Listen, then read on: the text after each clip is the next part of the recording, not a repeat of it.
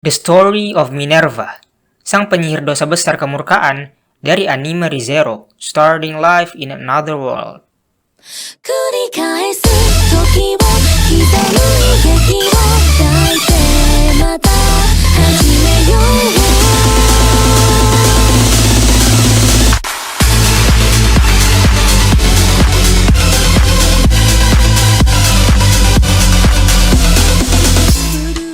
う Minerva adalah salah satu penyihir dosa besar yang mewakili dosa besar kemurkaan di anime Re:Zero. Walau mewakili dosa besar kemurkaan, Minerva sering diperlihatkan dalam keadaan menangis. Hal ini karena dia menganggap tangisannya merupakan amarah atau kemurkaannya. Dia hidup sekitar 400 tahun lalu, terhitung sejak Subaru, yaitu sang karakter utama, memasuki isekai, yaitu dunia lain di anime ini. Setiap penyihir dosa besar diwakili oleh dua warna berbeda. Minerva sendiri diwakili oleh warna biru dan warna putih.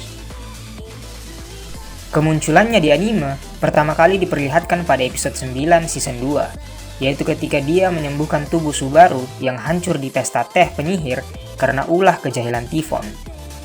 Sebelumnya di episode 3 season 2, hanya siluet tubuh Minerva yang diperlihatkan saat namanya disebut oleh Ekidono. Minerva diperlihatkan sebagai gadis muda berusia remaja akhir dengan paras cantik dan imut. Tingginya sekitar 152 cm, bermata biru langit, dan berambut pirang keemasan yang dikuncir ke samping kirinya. Minerva adalah manusia yang sangat penuh kasih sayang dan belas kasih terhadap orang-orang. Namun di sisi lain, dia sangatlah naif dan juga mudah untuk dibodohi. Menurut sang penulis cerita, Minerva adalah manusia yang paling gampang dibodohi di anime Re:Zero. Minerva memiliki sejarah yang cukup kelam. Diceritakan bahwa dulunya, orang-orang di sekitarnya terus-menerus berperang, yang kemudian membuatnya menangis karena marah. Namun, ia sadar bahwa tangisannya tidak dapat menyelesaikan apapun, sehingga dia akhirnya memutuskan untuk berlatih sendiri untuk mendapatkan kekuatan yang cukup untuk mencegah peperangan.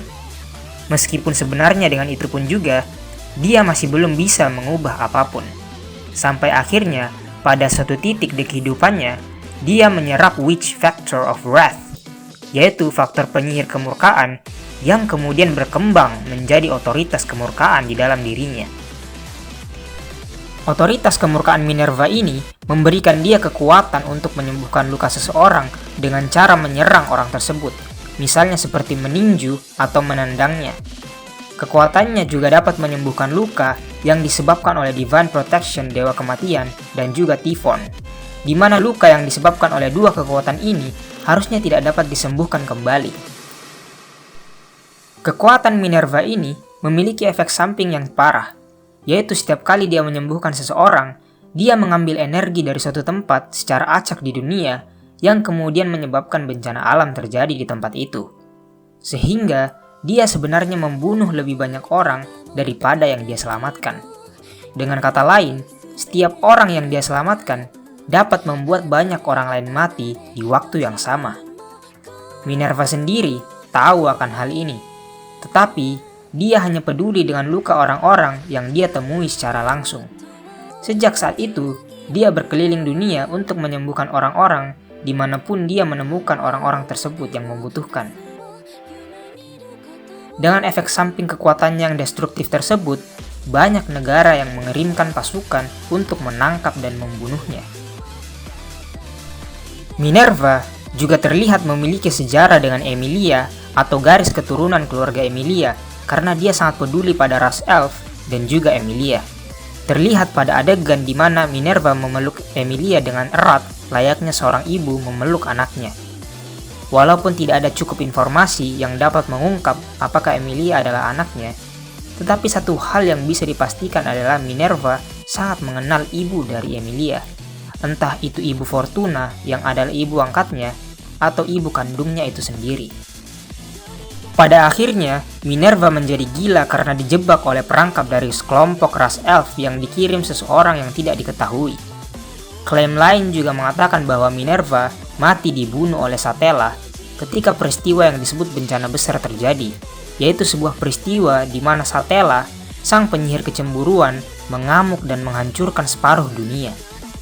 Setelah peristiwa tersebut, para penyihir dosa besar mulai dikenal dan Minerva menjadi salah satu dari mereka untuk mewakili dosa besar kemurkaan.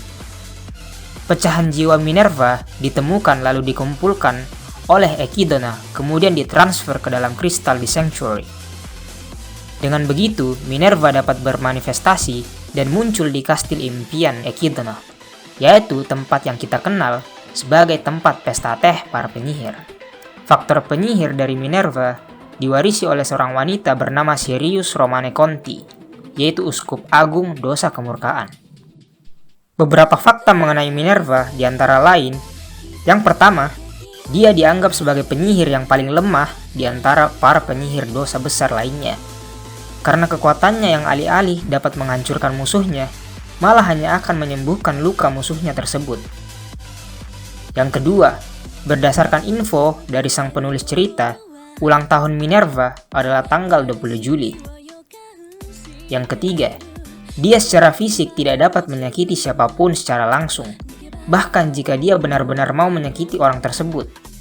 Menurut penulis cerita, jika dia menginjak seekor semut tanpa sadar, semut itu tidak akan mati, melainkan akan tetap hidup.